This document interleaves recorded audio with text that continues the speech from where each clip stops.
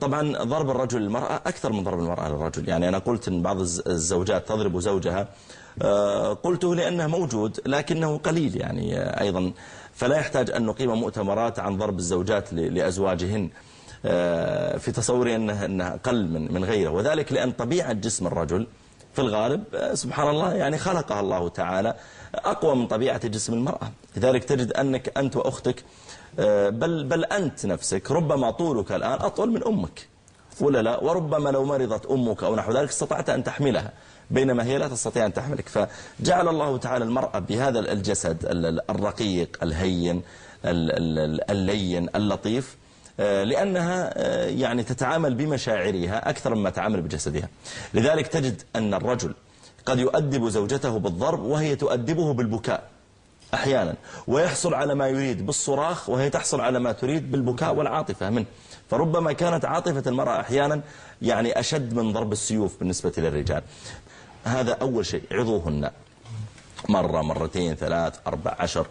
إذا ما نفع اهجروهن في المضاجع، ما ينام معها، يعني يزعل عليها، يقاطع كلامها بحيث أنه خلاص ما يتكلم معها، يجي يتغدى تقول له كيف الحال ما يرد عليها، طيب تبغى شاي ما يرد عليها. اهجروهن، يهجرها في الكلام، يهجرها في المضجع، لا ينام معها، ينام في غرفة ثانية، بيان لها أني أنا زعلان منك.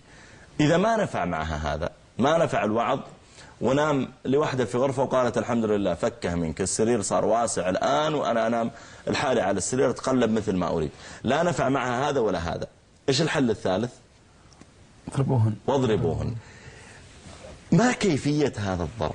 إيش رأيك محمد؟ الضرب غير مبرح يعني، أو يعني ما كيف غير مبرح؟ يعني ما أضربها مثلا على الوجه طبعا الضرب على الوجه ما يجوز حتى في الدابة. حتى الإنسان لما يضرب له دابة، لو مثلا الناقة تريدها تمشي، ناقة ولا أكرمكم الله وأكرم السامعين حمار تريده يمشي، ما يجوز تضرب على الوجه.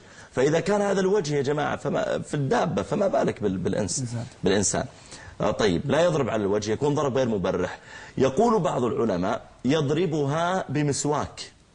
تخيل أنا معي مسواك، يعني واحد مثلا زعلت زوجته ما هي فاهمة، قال بالله شوف الولد طاح وشيليه، الولد طاح قريب من الدفاية مثلا ولا عند الكهرباء، الولد ابعديه.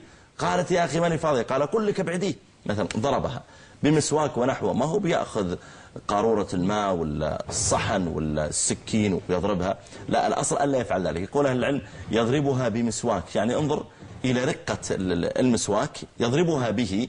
الدليل أن ليس المقصود الإيلام. الآن أنت لما تضرب دابة المقصود أنك تؤلمها لأجل أن تطيعك، صح؟ دابة ما تفهم تقول يا ناقة يا جمل يا بعير بالله عليك أريدك تمشي، ما يفهم البعير ومنك هذا الكلام، الجمل ما يفهم إلا بالضرب، الحمار ما يفهم إلا بالضرب.